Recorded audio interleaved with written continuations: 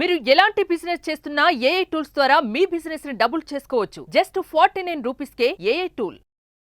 Hello Ram గారు. Hi నారాజు. చాలా మంది అండి ఒక కంఫర్ట్ జోన్లో బతికిస్తూ ఉంటారు. ఇప్పుడు ఆ కంఫర్ట్ జోన్ నుంచి బయటికి రావాలి అని అంటే ఎందుకు ఇప్పుడు అవసరమా అనేటువంటి ఆలోచనలోకి వెళ్ళిపోతున్నాం. పర్లేదు, బాగానే ఉంది కదా, అంటే ఎందుకు ఉన్నదాన్ని చెడగొట్టుకోవడం, పోగొట్టుకోవటం అని రిస్క్ చేయడానికి కూడా ఇంట్రెస్ట్ చూపించరు. ఒక మనిషి ఆలోచన అలా తయారైపోవడానికి కారణాలు ఏ విధంగా ఉంటాయి అంటే అది ఎంతవరకు కరెక్ట్, దాన్ని బ్రేక్ చేయొచ్చా చేయకూడదా? నారాజు, మనిషి మనస్సుకి శరీరానికి సౌకర్యం చాలా హాయిగా ఉంటుంది, అసౌకర్యం ఇబ్బందిగా ఉంటుంది. కాబట్టి సహజంగానే మనిషి సౌకర్యాన్ని కోరుకుంటాడు. మరి అసౌకర్యంగా ఎందుకు ఉండాలి అంటే నేను ఈ మాటలు ఎందుకు చెప్తున్నానంటే అందరికీ అలవాటైన మాట కంఫర్ట్ జోన్ గురించి. కాబట్టి కంఫర్ట్ జోన్ అంటే సౌకర్యంగా ఉండడం అని అర్థం. సౌకర్యంగా ఉంటే ఏంటంటే నష్టం? ఉంటాం సౌకర్యంగా, అసౌకర్యంగా ఎందుకు ఉండాలి అని అనుకునేవాళ్ళు ఇప్పుడు నీ ప్రశ్నకు సమాధానం వినాలి. ఓకే, ఒక స్టూడెంటు డిగ్రీ అయిపోయిన తర్వాత చాలా కాన్ఫిడెంట్గా బాగా అల్లరి చేసి చాలా అద్భుతంగా డిగ్రీ అయిపోయి చేస్తాడు. బీటెక్, ఇంజనీరింగ్, ఎనీ గ్రాడ్యుయేషన్ అయిపోయిన తర్వాత ఇంటర్వ్యూకి వెళ్తాడు. ఇంటర్వ్యూకి వెళ్ళి అక్కడ ఇంటర్వ్యూలో క్యాండిడేట్స్ వెయిట్ చేస్తూ ఉంటారు. మిమ్మల్ని పిలుస్తారు, ఒక 1/2 అవర్ వెయిట్ చేయండి అంటే ఈ 1/2 అవర్ నువ్వు పడే మనోవేదన ఉందే, ఆ అసౌకర్యం ఉందే, ఎందుకు వచ్చింది అనుకున్నారు? ఆ సఫరింగ్. రెండోది, మీరు బిజినెస్ స్టార్ట్ చేశారు, చాలా నమ్మకంతో బిజినెస్ స్టార్ట్ చేశారు. మొదటి నెల అసలు ఏం సేల్స్ లేదు, ఏం డెవలప్మెంట్ లేదు, ఏ ప్రోగ్రెస్ లేదు, దిక్కు తెలియకుండా ఉంది, చాలా అసౌకర్యంగా ఉంది, ఇబ్బందిగా ఉంది, ఏం చేయాలో అర్థం కాలేదు, రాత్రి నిద్ర పట్టడం లేదు. ఇది అసౌకర్యం, అన్కంఫర్ట్. మనిషి ఆ డిస్కంఫర్ట్లో ఉంటాడు. ఇట్లా జీవితంలో చాలా పరిస్థితులు ఉంటాయి. ఒక మనిషి బిహేవియరు నేను భరించలేను, తట్టుకోలేను, ఊహించలేదు. అసలు అది ఎందుకు అలా చేశాడు, అట్లా ఎందుకు మాట్లాడాడబ్బా నాకు తెలియకుండా, నాతో మరి అలా మాట్లాడాడే, నా వెనకలు ఇట్లా మాట్లాడా. ఆ ఇబ్బందిని తట్టుకోవడానికి ఒక రాత్రంతా నిద్ర లేకుండా గడపాల్సిన పరిస్థితి వస్తుంది. ఇవన్నీ అసౌకర్యమైన మానసిక పరిస్థితులు ఎందుకు ఎదుర్కొంటామంటే మనం ఎప్పుడూ లైఫ్ ఎక్స్పెక్టెడ్గా, ప్రెడిక్టబుల్గా ఉండాలని అనుకుంటాం. ఊహించినట్టుగా, ఆశించినట్టుగా జీవిత పరిస్థితులు, చుట్టుపక్కల మనుషులు అట్లాగే ఉండాలని అనుకుంటాం. కానీ అట్లా లేనప్పుడు మీరు భరించలేని స్థాయికి వెళ్తారు.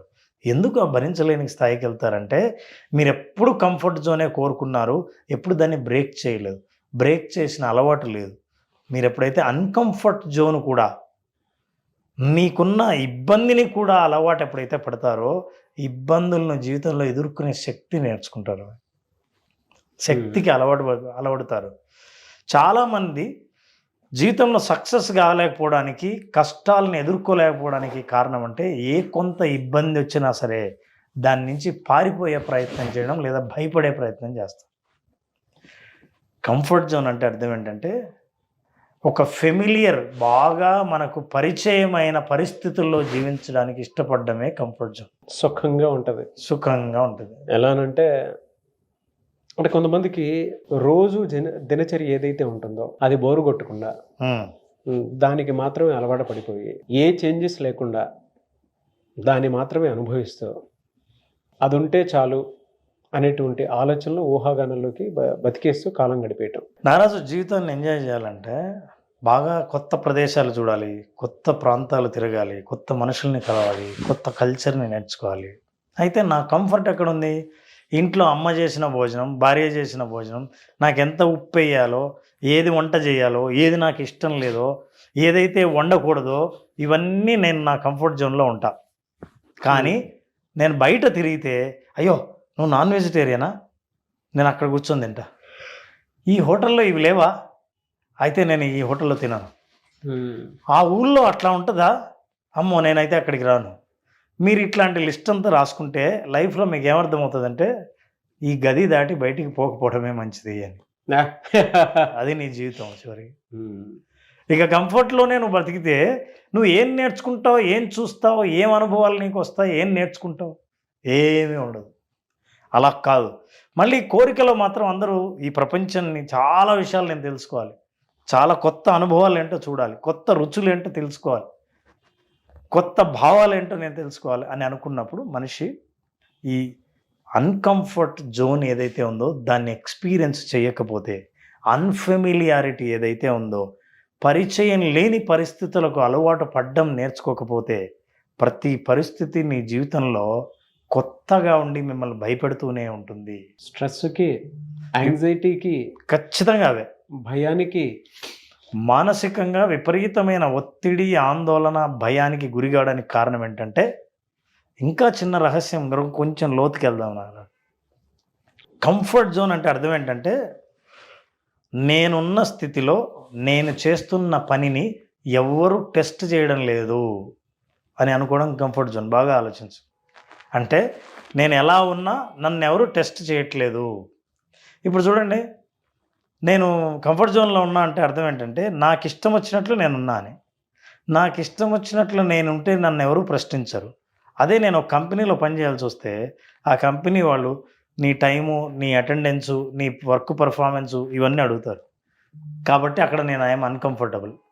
సో నా కంఫర్ట్ జోన్ బ్రేక్ చేయలేక ఆ కంపెనీ నాకు నచ్చలేదు, ఈ శాలరీ నాకు నచ్చలేదు, ఈ వ్యక్తి బిహేవియర్ నాకు నచ్చలేదు. మనిషి ఎప్పుడు గ్రో అవుతాడంటే, మానసికంగా మెచ్యూరిటీ ఎప్పుడు పెరుగుతుందంటే, నీ కంఫర్ట్ జోన్ యొక్క పరిధి పెరిగినప్పుడు. అందరినీ కలుపుకుంటా, నాకు నేను ఇంతకుముందు ఇబ్బంది పెట్టేది ఇప్పుడు ఇబ్బంది పెట్టట్లేదు. ఉదాహరణకి నారాజు, చిన్న విషయమే, ఎక్కడో ఒక చోటికి మీకు ఏదో వస్తువు కావాలి, అక్కడికి వెళ్తే పెద్ద క్యూ ఉంది ఆల్రెడీ, నువ్వు నిలబడి ఉంటావు. నేను ఇంతసేపు నేను వెయిట్ చేయనబ్బా.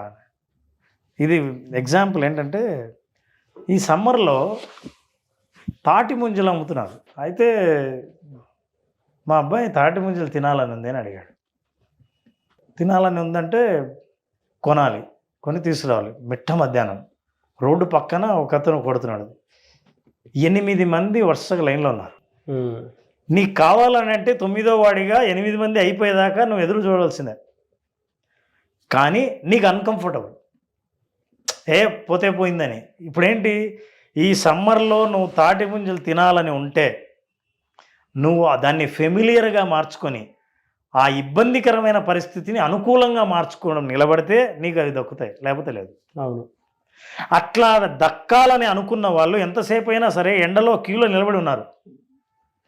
ఎవరైతే నిలబడి ఉన్నారో వాళ్ళ వంతు వచ్చింది, అప్పుడే వచ్చిన వాడు చూసారా వీడు ఎంత అదృష్టవంతుడు. అదృష్టవంతుడు కాదు, నువ్వు ఇప్పుడు వచ్చావు, కానీ అతను గంట ముందు నుంచి అక్కడ నిలబడి ఉన్నాడు. సో అన్కంఫర్టబుల్గా ఉన్నదాన్ని కంఫర్ట్గా మార్చుకొని దాన్ని భరించడం నేర్చుకుంటే, ఏది సొంతం చేసుకోవాలనుకున్నావో సొంతం చేసుకోగలిగిన ఓర్పు, సహనాన్ని నువ్వు నేర్చుకుంటావు. True sir. ఛాలెంజెస్ని మనం ఎప్పుడైతే బలంగా ఫేస్ చేస్తామో మన ఇన్నర్ పొటెన్షియల్ మనకి బయటపడుతూ ఉంటుంది. ఒక రోజు భయపడతాము, బట్ 2వ రోజు దాన్ని ఎలా ఫేస్ చేయాలో ఒకటి సొల్యూషన్ దొరుకుతుంది, 2 వే ఈజీ అవుతుంది, 3 మన మీద మనకు కాన్ఫిడెన్స్ పెరుగుతుంది. అండ్ ఇంకొకటి, ఛాలెంజెస్ మనకు నేర్పించే ప్రతి పాఠం ఏదైనా ఉంది అని అంటే సార్, మన ఎక్స్పీరియన్స్ని ఇంకా బెటర్ చేస్తుంది అంతే. అవును. అది ఎప్పుడైతే మనం బెటర్గా మారిపోతూ ఉంటామో అదే నేర్చుకోవడం అంటే. నాకు ఒకటి బాగా గుర్తొస్తుంది సార్, అంటే మాట్లాడేటప్పుడు గుర్తొస్తుంది. మా నాన్నగారు ఒక రైతు, మాకు 5 అక్కలు, మేమిద్దరం. మేము పెరిగే కొద్దీ వాతావరణంలో, అంటే మా వాతావరణంలో ఏంటంటే వాళ్ళు పెరుగుతున్న కొద్దీ పెళ్ళిళ్ళు చేయాలి, కట్నాలు ఇచ్చుకోవాలి, పెళ్ళంటే రంగరంగ వైభవంగా చేయాలి, అండ్ దానితో పాటు మమ్మల్ని చదివించుకోవాలి. ఒక్కొక్కటి ఫేస్ చేసేటప్పుడు నేను దగ్గరే ఉన్నాను కదా, అంటే 5 తర్వాత నేను పుట్టాను కదా, నేను కొన్ని చూస్తూ ఉన్నాను అనమాట. మా మదర్ ఏది చెప్పినా కూడా ప్రతిదీ మాకు లైఫ్ స్కిల్స్ నేర్పించేవాళ్ళు. దీన్ని ఇలా ఫేస్ చేయాలి, దీన్ని ఇలా ఫేస్ చేయాలి. వెనకాల నుంచి మా మదర్ ఉండి మా ఫాదర్ని నడిపిస్తూ ఉంటే నేను చూసి, ఓహో దీన్ని వీళ్ళు ఇలా క్లియర్ చేశారు, వీళ్ళు ఇలా క్లియర్ చేశారని చెప్పేసి ఒక క్లారిటీ వచ్చిందనమాట. పెద్దయిన తర్వాత 5 పెళ్ళిళ్ళు అయిపోయిన తర్వాత నాకు అనిపించింది, నా పెళ్లి చేసుకోవడానికి నేను కష్టపడ్డానేమో, కానీ వాళ్ళ పెళ్లి చూసిన తర్వాత మాత్రం నాకు క్లారిటీ వచ్చింది. ఏదైనా ఫేస్ చేసేటప్పుడు ధైర్యంగా ముందుకు వచ్చేసిన తర్వాత సగం జర్నీ అయిపోయింది అని వెనక్కి తిరిగి చూసుకుంటే ఒక గొప్ప మార్క్ ఒకటి కనిపిస్తూ ఉంటుంది. మేబీ ఫ్యూచర్లో నేను అంత గొప్పగా చేయలేనేమో అనేటువంటి ఆలోచన వస్తుంది. నిజం సార్, కరెక్ట్. ప్రీవియస్ ఎక్స్పీరియన్స్లో ఒకప్పుడు నేను 20-30 షూట్లు చేసింది, నేను ఇవాళ క్వాలిటీ కోసం ఇంకో దానికోసం చేస్తే అనుభవం ఏం నేర్పిస్తుంది అని అంటే కొంచెం మంచిది ఒకటో రెండో చేస్తే చాలు అనేటువంటి ఆలోచనకు వచ్చింది. చూడండి, బెటర్ ఎక్స్పీరియన్స్ ఇంకా ఎంత బెటర్ చేసింది అని అంటే క్వాలిటీ పర్సన్లో తయారయ్యేలా చేసింది. తయారవుతారు. ఆ కంఫర్ట్ జోన్ను బ్రేక్ చేసి అన్కంఫర్ట్కి అలవాటు పడగలిగితే, ఉదాహరణకి నారాజు ఒక అబ్బాయి బాగా చదువుకున్నాడు, మంచి జాబ్ వచ్చింది, రిజైన్ చేసి వచ్చాడు. ఎందుకని అడిగితే ఆ ఊర్లో ఫుడ్ పడలేదు అన్నాడు. తర్వాత ఎండలు ఎక్కువ అన్నాడు. ఆ తర్వాత వాళ్ళ భాష రాదు అని అన్నాడు. వీడికి ఎక్కడ పని చేయాలి? వాళ్ళ ఊర్లో పని చేయాలి. వాళ్ళ ఊర్లో కూడా భోజనం ఎక్కడ తినాలి? వాళ్ళ ఇంట్లో తినాలి. భాష ఎవరితో మాట్లాడాలి? తనకు వచ్చిన భాష ఉన్న వాళ్ళతోనే మాట్లాడాలి. చివరికి సొంత వ్యాపారం పెట్టుకుంటే తప్ప నువ్వు ఎక్కడ పని చేయలేవు. ఎస్, ఇలా మనిషిని అభివృద్ధి లేకుండా చేసేది కంఫర్ట్ జోన్.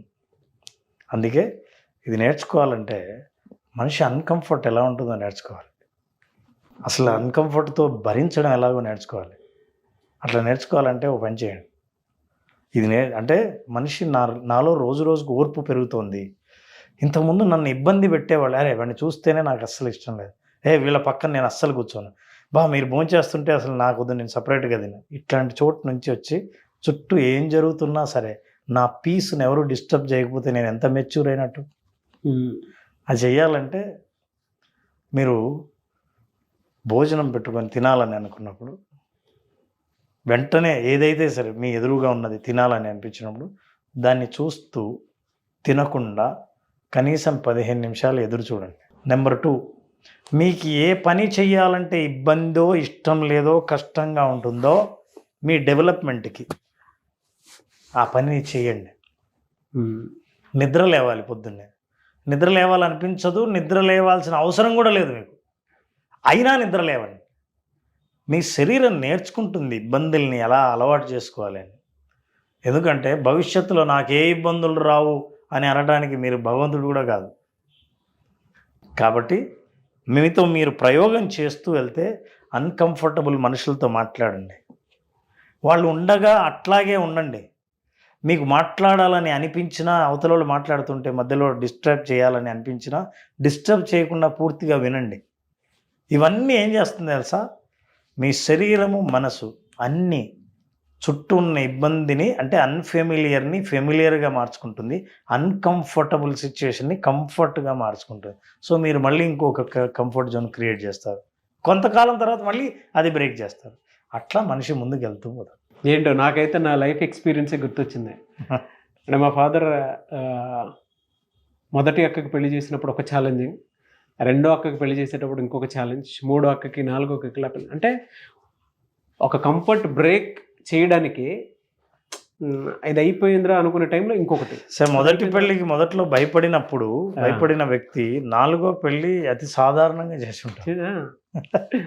తీరా మా దానికి వచ్చేటప్పుడు మేము భయపడ్డామేమో, కానీ మా తమ్ముడు పెళ్ళికి వచ్చేటప్పటికి ఫామ్లోకి వచ్చేసారు. అంటే అనిపించింది సార్, మీరు మాట్లాడుతుంటే ఒక విషయం అంటే ఒక మనిషి ఒక విషయంలో కంఫర్ట్ జోన్ బ్రేక్ చేస్తూ ఉంటే ఎంత గొప్పగా తయారవుతాడని చెప్పడానికి మాత్రం బెస్ట్ ఎగ్జాంపుల్స్. బట్ బ్రేక్ చేయాలి అంతే. మనల్ని మనం ఎంత బెటర్గా మార్చుకోవాలి అని అంటే బంగారాన్ని తనకు ఒక షేప్లోకి తీసుకురావడానికి చుట్టూ ఎలా అయితే చెక్కేస్తామో మనకు కావాల్సిన విధంగా కాల్చి సుత్తితో కొట్టి నీళ్ళల్లో ముంచి వేడి చేసి ఇన్ని చేస్తే తప్ప అందమైన హారంలా మారదు. అవును, అరే బంగారం చాలా కాస్ట్లీ, దాన్ని కొడితే ఎట్లా అని అంటే ఆ ముద్ద ఉంటుంది, అది ఎక్కడో మీరు సంకలో పెట్టుకొని పోవాల్సిందే తప్ప మెడలో వేసుకుని తిరగలేరు. థ్యాంక్ యూ అన్న, thank you so much Ram గారు. Thank you.